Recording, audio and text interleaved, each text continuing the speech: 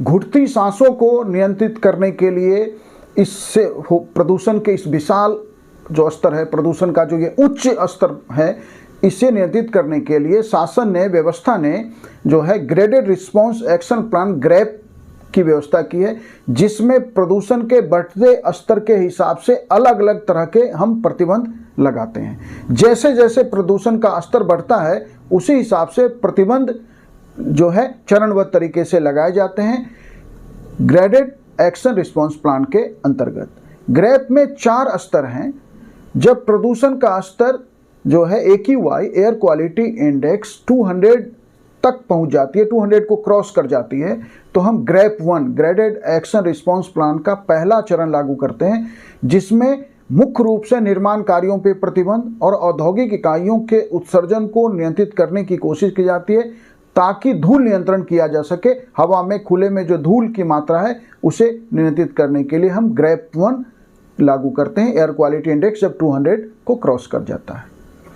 जब प्रदूषण का स्तर फिर भी नियंत्रण में नहीं आता है तो हम ग्रैप 2 चरण लागू करते हैं, ग्रैप का दूसरा चरण लागू करते हैं, जब एयर क्वालिटी इंडेक्स 200 को क्रॉस कर जाता है और 300 के बीच होता है, तो हम ग्रैप 2 के प्रतिबंध लागू करते हैं। इसमें जो है ग्रैप 1 के सभी प्रतिबंध के साथ साथ जो है स्कूलों को बंद करना, निजी वाहनों के प्रवेश पर प्रतिबंध जैसे सख्त कदम उठाए जाते हैं।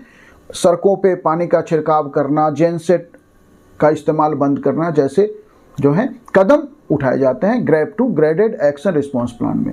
जब प्रदूषण का स्तर 300 को भी जब क्रॉस कर जाता है और तब हम grab 3 graded action response plan का तीसरा चरण लागू करते हैं। इसमें औद्योगिक इकाइयों को पूरी तरह बंद करने का काम किया जा सकता है, सभी प्रकार के वाहनों पे प्रतिबंध लगाने की कोशिश की जाती है, या कहिए सभी प्रकार के वाहनों को प्रतिबंधित किया जा सकता है।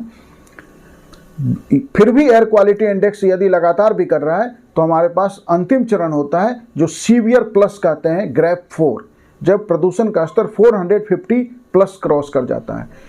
या इसमें ग्रैप 3 तक के तो सारे प्रतिबंध चलते ही हैं। उसके बाद प्रदूषण को नियंत्रित करने के जो भी कदम उठाए जा सकते हैं, जिन भी बातों से प्रदूषण कम किया जा सकता है, वो सारे काम जो है शासन और व्यवस्था करती है।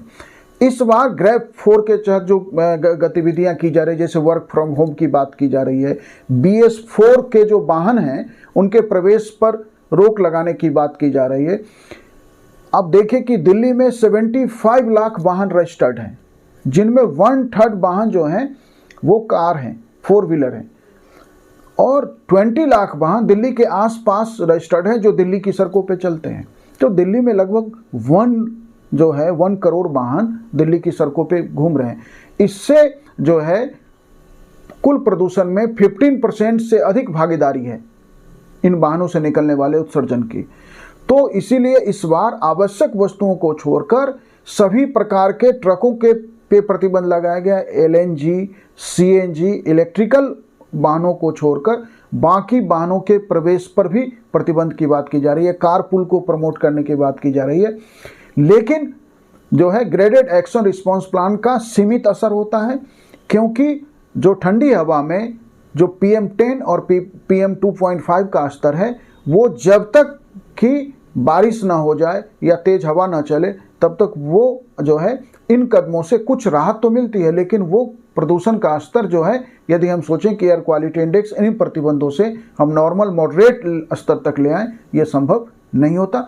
फिर भी जो है व्यवस्था के पास यही एक बेहतर विकल्प है जिसका इस्तेमाल दिल्ली और आसपास किया जा रहा है, graded response action plan. Thank you.